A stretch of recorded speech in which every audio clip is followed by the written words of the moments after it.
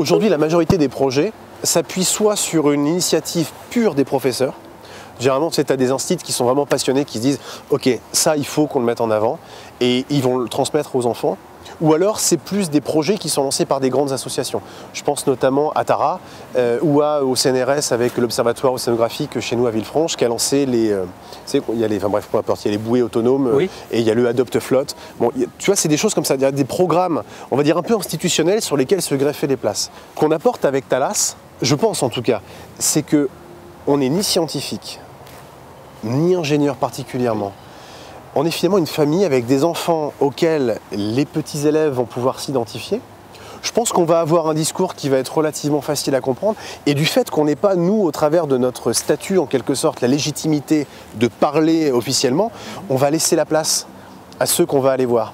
Tu vois, je pense que c'est ce qui a plu aux instituts. Alors forcément, nous, on ne va pas faire caler, leur tendre le micro. On va agir avec eux, on va mettre les mains dans le cambouis et puis comme je te disais avec les ingés, on va essayer de leur apporter aussi des solutions. Mais cet aspect en fait d'approche en toute humilité de dire ok, nous on respecte ce que vous faites, peu importe qui vous êtes, peu importe vos moyens.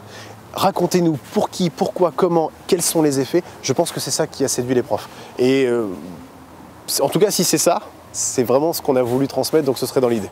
D'accord.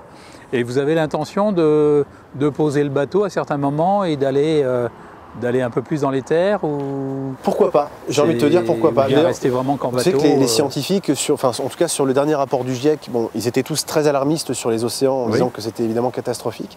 Mais on commence de plus en plus à parler, d'ailleurs Sea Cleaners commence à s'y mettre sérieusement, on commence de plus en plus à parler, à se dire que les océans, ce qu'on y a mis, on ne pourra pas le récupérer parce que c'est en train de devenir des micros et les micros sont quasiment impossibles à capter. Arrêtons, essayons d'endiguer le phénomène en s'attaquant aux cours d'eau. Et du coup, les cours d'eau sont plus dans les terres. C'est ce que Tara regardait là ces derniers temps. Tout à fait. Quand ils ont fait leur analyse, en tout cas leur étude sur les microplastiques en Méditerranée, ils se sont aperçus que tout ce qui arrivait, finalement, c'était pas du déchet en mer. C'était du déchet dans les cours d'eau qui finissent par atterrir chez nous dès qu'il y a une crue, une pluie. Donc je pense effectivement que on va pas alterner de façon 50-50, mais ouais, on va être obligé d'y aller parce que on se rend compte aujourd'hui que le cœur du problème, c'est pas les bateaux qui vident leurs poubelles. Évidemment, tu vois ça, c'est scandaleux, tu as envie de le couler. Mais le vrai problème, c'est celui de la canette qui, multiplié par 500 km de cours d'eau, représente des montagnes et des montagnes de déchets. Je pense qu'effectivement, dans ce cadre-là, on ira. Et d'un côté un peu plus technique, au niveau du bateau. Ouais. Donc le bateau, vous ne l'avez pas encore? Le bateau, on ne l'a pas encore, non. Le bateau, on sait que ce sera un catamaran. Oui. Parce qu'il y a plein de raisons qui font qu'un catamaran est plus adapté à notre programme. On va être sur les alizés, on est une famille, on va avoir de l'échantillonnage et du matériel à distribuer et à récupérer, donc on a besoin de volume. Donc du coup, en gros, si on a énormément de budget, on pourrait partir sur un neuf en fabrication. Après, moi ce que j'aime bien dans l'aspect bateau d'occasion, c'est que on va lui donner une seconde vie, quoi. Oui. Tu vois, c'est un bateau qui a fait sa vie, et plutôt que d'aller mourir quelque part ou de se retrouver peut-être dans un charter jusqu'à la mort où il va finir en pollution, faire un gros refit, le mettre propre et lui apporter une seconde vie. Et puis après, Thalas, une fois que nous on aura fini notre expé, mais il repartira sur autre chose. Voilà, c'est ça. Peut-être que Thalas peut devenir une marque et puis qu'une autre famille ou un groupe de scientifiques ou d'étudiants, tu sais pas, pourrait récupérer le bébé et repartir dans l'esprit. On ne sait pas encore exactement, mais ce qui est sûr, c'est que ce sera un Qatar, ce sera un minimum 44 pieds, parce que je pense que même si on ne va pas partir dans les Grands Nord ou dans les 40e ou les 50e, malgré ça, on va quand même se prendre de l'océanique. Avec une famille, je pense qu'il faut se garantir, il n'y a pas de risque à prendre, quoi.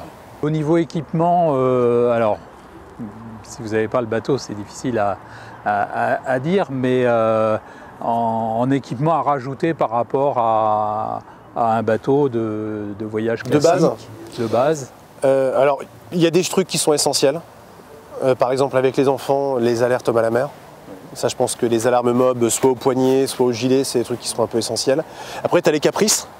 Bon, il faut faire un peu sa diva de temps en temps. Alors, sa diva, oui et non. Tu sais que moi, j'ai été sauveteur en mer pour préparer Thalas. Et j'étais vraiment hyper assidu. Moi, ça a été une véritable passion. Pendant 2 ans, j'ai enchaîné plus de 120 exercices et interventions. Et j'ai appris vraiment beaucoup de choses. Et l'une des choses que j'ai appris, c'est la nécessité absolue d'être en capacité de réduire la voile dès que c'est possible. Et parfois, surtout quand tu es en voûte arrière sur un catamaran, c'est pas forcément possible. Du coup, l'un des équipements que je vais essayer d'avoir de tout mon cœur, c'est un enrouleur motorisé de voile d'avant. D'accord. Ça, c'est vraiment un truc que j'aimerais avoir. Et autrement, on va avoir, nous, à bord, là, ça sera plus du matériel pédagogique. Oui. Donc, on aura, par exemple, c'est une sorte de microscope sur lequel tu peux brancher un téléphone et qui permet, tu vois, de faire des prélèvements d'eau de mer, alors à plus ou moyenne profondeur, ça on se débrouillera un petit peu. On sera très loin des protocoles scientifiques, tu vois, mais ce sera plus dans une approche didactique et ludique, de prendre des prélèvements à différents endroits et de regarder un petit peu la biodiversité du plancton. Bien sûr. Voir un petit peu qu'est-ce qu'on a en algues, qu'est-ce qu'on a en petits animaux, et montrer tout ça pour les enfants, pour leur montrer un petit peu tout ce qu'on peut trouver dans l'eau.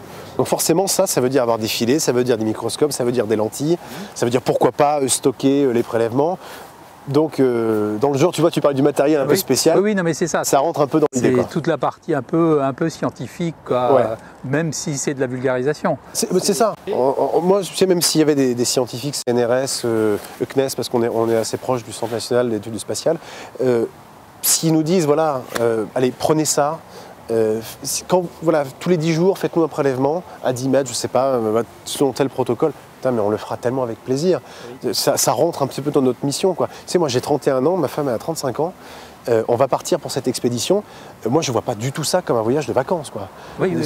À mon âge, où je suis actif, où je vais putain, mais le matin, qu'est-ce que tu veux que je fasse? Je ne sers à rien, c'est pas possible, quoi. J'ai pas 65 ans. Il faut que je tape dedans. Ça viendra. Mais aujourd'hui, j'ai besoin, tu vois, intellectuellement, de faire des choses toute la journée.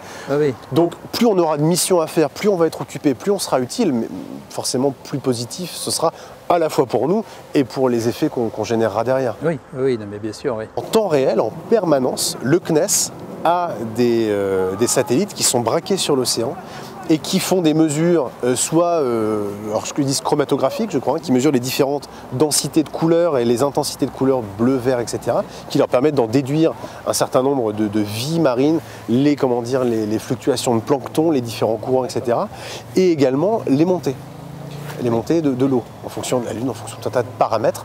Et je trouve ça fantastique. Ce qui est génial, c'est que du coup, en fonction des endroits où nous serons, on pourra demander au CNES de nous faire des clichés quasiment en temps réel satellite. D'accord. Je sais pas si tu vois le délire, quoi. Pour donner aux enfants des écoles, ça va être un truc de fou, quoi. On va essayer de se mettre en capacité d'émettre, donc peut-être émettre et recevoir, donc avoir une base de communication satellite. D'accord. Et ça, tu vois, ça peut être déjà encore quelque chose qui nous donne encore plus d'autonomie. Imagine, on part dans les îles lointaines de Polynésie, et là, on se retrouve carrément autonome. Donc on crée notre propre studio, et toutes les personnes qu'on va rencontrer vont pouvoir venir sur le bateau, et on va pouvoir les montrer au monde, en tout cas exposer ce qu'ils font et qui ils sont et pourquoi, de façon autonome. Nous, on a penché pour plusieurs solutions. On a la solution que je viens de t'exposer, satellitaire, mais qui coûte, je te l'apprends pas, c'est un fric complètement fou. Là, du coup, on compte pas mal sur nos sponsors. Il y a la solution qui est pour nous, en tout cas, la plus réaliste à cette heure, mais qui est aussi un peu compliquée, ça va être utiliser les réseaux 4G mobiles dans les différentes escales. Et les enfants, ils sont motivés, ils sont à fond, ils sont... Alors oui, je peux pas te dire non, ils sont à fond, surtout que, comme je te le disais, c'est un truc que nous, c'était un projet depuis très longtemps, donc on peut le dire, on les a un peu conditionnés. Oui. Mais je pense qu'ils ne réalisent pas. C'est-à-dire que pour l'instant, ça reste encore abstrait dans leur esprit. On va partir 5 ans. Ok, 5 ans déjà, c'est leur vie et elles ne savent pas encore ce que c'est. Et il va aussi y avoir... Nous, on va veiller un peu à les préserver de ça socialement, mais ça va être, je pense, un peu compliqué. Il va y avoir des moments qui vont être compliqués. Ça va être notre rôle de parents aussi de rester parfois dans les escales quand il y aura des petits passages à vide, d'aller vers les bateaux copains, de faire en sorte qu'il y ait toujours de l'animation pour elles, intellectuelle. Et en faisant de la communication justement avec leurs copines d'école, avec d'autres écoles, des rencontres. Oui, mais ça restera virtuel. Ici, un truc aussi important, c'est qu'on a créé une application. Oui, ça j'ai vu, oui. On a monté une application mobile parce que comme on s'adresse à un public jeune, que c'était mon ancien métier, donc c'était aussi un peu mettre à profit mes skills pour l'aventure, et aussi créer un outil qui concentre un peu tout. Aujourd'hui, quasiment tout le monde a un smartphone, et au travers de l'application, on diffuse les vidéos, les articles, il y a la position du bateau en direct, et en fait tout ça, ça se fait un peu de façon automatique. Tu vois, c'est un peu comme un réseau social indépendant, autonome. De temps en temps, tu cliques sur l'appli, pouf, ah tiens, il y a 2-3 nouveautés que j'avais pas vues. Oui, c'est ça, oui. Et ça permet de prendre un peu de nos nouvelles tout le long. Alors forcément, tant qu'on n'est pas parti, il faut faire un peu l'effort de s'inscrire. Et cette appli, elle a aussi une importance que elle permet aux membres qui s'inscrivent sur l'application de se géolocaliser entre eux. Plus de 70% des écoles qu'on rejoint Thalas sont des écoles terriennes. Ah oui. Et je pense qu'ils ont vu aussi en Thalas la possibilité de découvrir le monde marin qu'ils n'ont pas forcément dans un rayon, en tout cas facile d'accès pour les enfants. D'accord. Je sais pas, moi Avant, si tu veux, je montais ce projet parce que c'était une belle idée. Maintenant, je monte ce projet parce que j'ai pas envie de les décevoir. Oui, mais c'est ça aussi, ça pousse, oui. Bien sûr, bien sûr. C'est des gens qui, en plus, à chaque fois que les profs nous ont rejoints, ils nous ont laissé un petit mot. Belle idée, on va vous suivre jusqu'au bout, vivement que ça démarre. Mes CE1, on a déjà commencé à les préparer. Enfin, tu vois, il y a des choses qui sont sympas, quoi. Et j'ai pas envie de les décevoir, ces gens-là.